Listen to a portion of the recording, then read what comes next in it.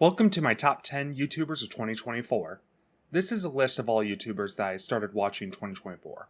Note that these YouTubers are not ones who started their content creation journey this year, just that they personally came under my radar specifically this year. Some of these YouTubers have been producing content for literally since the platform's creation, while some of them may have only started a couple years ago. Also, this list is in no particular order. This list is just 10 YouTubers whose content I discovered this year and I enjoy them all.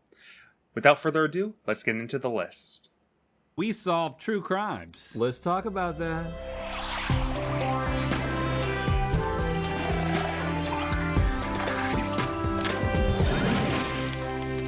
I don't need to introduce Rhett or Link, nor do I need to introduce the rest of the mythical crew. It is weird, but of course I've known about these YouTube channels for a long time, seen them frequently in Smosh videos while they owned the company, but for some reason their content didn't appeal to me a couple years ago, but now they do. I can't really describe why, maybe I just matured more or something, but something about that podcasting morning show approach helped me get through most mornings feeling a lot better about myself. Definitely a good, wholesome morning show that I'd recommend, although, to be honest, I do prefer Good Mythical more. But these YouTubers everyone knows, so let's get to the ones that you probably have not heard of. You may already know this, but I've played a lot of Mario Odyssey. I've completed plenty of challenges, was a top 3 any percent speedrunner, and even had the 100% world record at one point. And throughout all of this, people continue to ask me the same stupid question of what's your favorite moon? Fur is a gaming channel mostly focused around Mario Odyssey and other Nintendo games. You might have seen Fur a lot, as he does frequent collabs with popular YouTubers such as Small Ant or Doug, or others in that speedrunning/Nintendo love-hate community. Honestly, if you love those channels, you'll love Fur, but what I like about him most is that he reaffirms that I'm bisexual. I mean that he has a very dynamic approach to his content. Despite all mostly being Mario Odyssey, it feels like he doesn't box himself into a typical Mario Odyssey content creator. He really does something that makes you feel very fresh and fun to watch. If you like Small Ant, definitely give Fur a watch. He is just gay Small Ant. Hey Richard, what's the quote of the day? You can't claim to hate another planet when you've only lived on Earth. So how can you claim to be straight when you've never let someone explore Uranus? This will be the only shorts YouTuber I mention, and to be fair, I mostly watch him on Instagram, so I'm kinda cheating here, but he is on YouTube, so it's okay. Other than the fact that he reaffirms I'm bisexual. Okay, I promise that's the last time I make that joke. He's extremely funny. All of his characters feel very unique and can stand in their own stereotypes. He's very good at writing comedic scripts for his wide cast of characters, and also as wood-chopping thirst traps make me go wild. If I had to compare him to any other content creator, I would say he's very similar to Thomas Sanders, but without the theater kid energy slipping into every video. Honestly, I may not like shorts as much, but Cameron Geller definitely is the top creator right now for them. Hi, what color's in my background? Red, like always. What color's my shirt? This is blue. What color's my hair? My hair's brown. I had 2 ASMR channels that I was introduced to this year, one of them being Rebecca and the other one being completely casual ASMR. And while I do enjoy his videos, I didn't want 4 white men YouTube channels back to back like that. And frankly, when I watch ASMR to go to sleep, Rebecca does a fantastic job at that. She tends to focus on visual triggers such as lights and hand movements, but the auditory aspects of them make me not feel FOMO for missing the visual components as much as many other ASMRists do. Rebecca actually prioritizes the fact that she's trying to help you relax or sleep, while others are trying to make you feel like you have to actually watch the video. I don't know, ASMR is weird nowadays.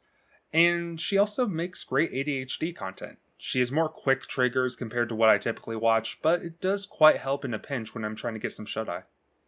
If I were to ask you to describe a fantasy world, you'd probably talk about dragons and magic, or maybe dwarves and elves that have lived thousands of years. Fantasy is an incredibly established genre and setting. It's been played out time and time again. Yet somehow it still feels like in a lot of ways fantasy hasn't been explored properly. Pei Talks Anime is probably my favorite anime analysis channel of 2024. Not that I watch many others, but Pei's Exploring Freerun, which honestly is one of my all-time favorite animes now, made me love the series even more. If you've ever watched Snee, who is more entertainment analysis content creator who got popular during the first season of Arcane, I would say Pei is very similar in terms of content to them.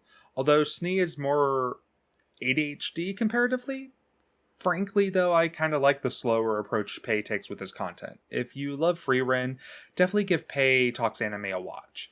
And I hope he will make a lot of content in other anime. He's been doing some on Don and Arcane content recently. Both have been great. Every now and then, I can't think of an introduction for a video, so I go, what if I ask ChatGPT? There's not a universe where it doesn't give me something absolutely horrible, but I can't help but wonder, you know? What if there's a world? So yeah. I'm just gonna... Hey Pixel Warriors, welcome back to Juniper Dev, the pixel art battleground where your art will face the ultimate showdown. Okay, back to woman. But wait, all my gay viewers, before you skip this section, Juniper really does reaffirm that I'm bisexual. Because she looks like a twink feminized. No, but for real, I only discovered Juniper a couple months ago from her video, The Rise and Fall of Stardew Valley's Economy, which I was interested in because I was playing through Fields of Mystery at the time, and I was getting nostalgic for Stardew. But more than that, her humor is something that I can definitely get behind. Her quips are humorous, all while being engaging to watch. The Stardew video is very similar to Annie Austin's Where Do Hyrule's Rivers Go video that sort of went viral this year. Again, I need diversity to show that I don't just watch a bunch of white men. Also, Juniper is funny as fuck, so it works out. She mainly focuses on her game development, but all her content has humor mixed in that makes me not feel like I'm watching a college lecture. 10 out of 10 would fix my relationship again. What's up guys, Omni here. You guys know how it goes, another day, another video. Last night I tweeted I sleep. What recent news, topic, tweets, videos you want me to talk about tomorrow? Finally, a person of color for once. I don't think I need to go over Omni because I did mention him in this video why I like his content, but for a quick recap, it all has to do with his demeanor and his casual approach to videos. Yeah, he's a drama news channel, but unlike others who feel like they have to overemphasize their personality to get views, Omni just feels like a regular person who's chill as fuck approaching any topic. And I definitely appreciate that kind of vibe. Although I will not lie, I am cheating because I did watch some of his videos in 2023. But he sold me on subscribing this year, so it counts. Sit down and calm down. This is going to be a Zorro video. And whatever, I'm just gonna get this started and hit you with my face. Hello, it's me. Again, the scary pink lady. Melon-T is my One Piece content creator of the year. One Piece is for sure my favorite manga series currently airing, although if Akka could cook again like he did in his Kaguya days, it'd be quite different discussion. And my favorite aspects of One Piece has always been the world. The world building of One Piece is, in my opinion, the best example of world building in fiction. Yes, even better than Game of Thrones and Lord of the Rings. I'm sorry, it's just way better world building. But Melon-T is one of who actually got me to realize that this goofy pirate manga, other than a grand adventure, beautiful scenery, and incredible plot developments, the characters are written fantastically, actually. She wrote introspectives of the actual characters on this show, making me view them in completely different lights than the ones I had before. Especially with Sanji and Zoro, making me realize how much work Oda puts into these characters just as much as he does into this amazing story. And of course, she also has that queer aura that I jive with quite a bit. Definitely give her a watch. If you like One Piece, really watch her content. It will make you love these characters even more. Hi, I'm Noah. I'm very bad at planning and scheduling game shows, so enjoy this compilation of me stealing other YouTubers' likenesses for content. Magic in the Noah has definitely earned the crown of being my favorite independent content creator of the year. Even if his entire content is making other content creators be funny for him, every game show that he makes on Google Slides puts his players in such hilarious circumstances, I forget that these videos are all like an hour long. Noah is the best DM on YouTube in my opinion, because while all his games are one-shots, it feels intimate. While Dimension 20 and Critical Role feel very produced, they are still very enjoyable in their own rights. But Noah makes the comedy be the forefront of his videos. You don't actually need to follow along with the plot to enjoy the videos. It's all about making his players suffer in comedic ways. The best way I can describe his videos is literally feeling like board game nights with your friends, but you are watching them slowly and slowly get more unhinged as the video ends, and it's hilarious. Noah made me enjoy most Saturdays this year. but there will still be one more channel I had to put on top of this list. But before that, here are some honorable mentions. The Map Men. We're the men, and here's the map.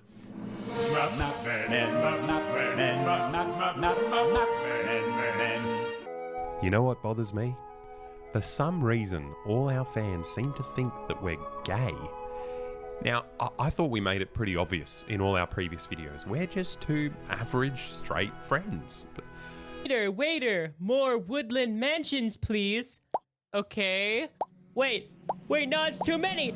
There's too many. Stop! Get ready for a game changer. Tonight's guests. Without a GM, the show would be a chainer. It's Brennan Lee Mulligan. Hey! Fun Time Kids Care. On the 25th of January 2015, Reddit user Disco Godfather 6922 made a post on the Salt Lake City subreddit that would start one of the biggest conspiracies in the platform's history.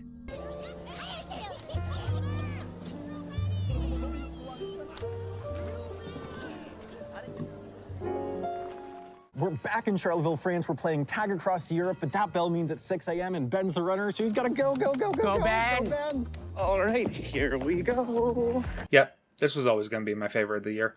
Jetlag is by far the best series on YouTube has to offer at the moment. Sam, Ben, and Adam may all be geniuses, but the way they outmaneuver each other so often and make each other overanalyze every move they make is just impressive as hell.